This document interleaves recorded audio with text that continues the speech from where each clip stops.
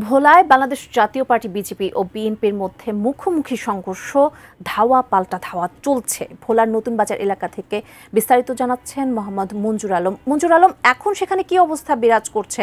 সংঘর্ষ শুরু হয়েছে, আইন শৃঙ্খলা বাহিনীর তৎপরতা কেমন দেখছেন, বা কেউ আহত হয়েছে কিনা একটু পরিস্থিতি সম্পর্কে জানাবেন বিস্তারিত।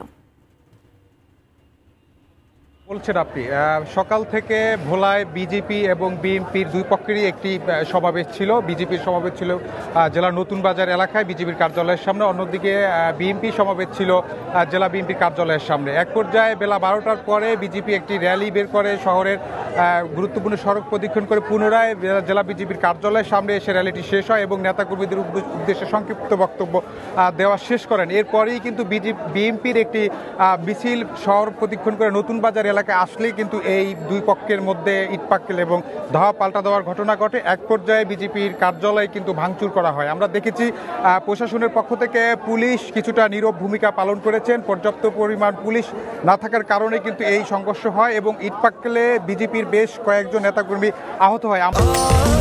স্বাস্থ্যকর অল টাইম ফ্যামিলি কেক, সব সময় অল টাইম হেলদি লাইফ। আমরা যদি একটু কথা বলে জানতে চাবো এখন সদর উপজেলা বিজেপি সাধারণ সম্পাদকের কাছে একটু জানবো আসলে কি ঘটেছিল ঘটনাটা।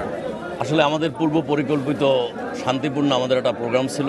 এই প্রোগ্রামটা আমরা এসপি মহোদয়ের পারমিশন নিয়ে শুরু করছি এবং উনি আমাদের নির্ধারিত একটা টাইম দিয়েছে 12টায়। আমরা 12টায় আমাদের প্রোগ্রামটা শুরু করি এবং 12টায় প্রোগ্রাম শেষ করে মেইন শহরগুলো প্রদক্ষিণ করে পুনরায় পার্টি অফিসের সামনে আসি।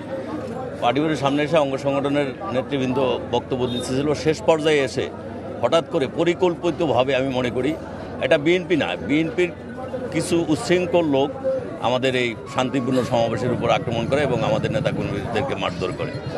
ধন্যবাদ। আমরা শুনেছি এবং এখন পর্যন্ত নতুন বাজার এলাকায় পর্যাপ্ত পরিমাণে পুলিশ, বিএনপি এবং বিজেপি নেতাকর্মীরা দুই এলাকায় কিন্তু অবস্থান করছেন।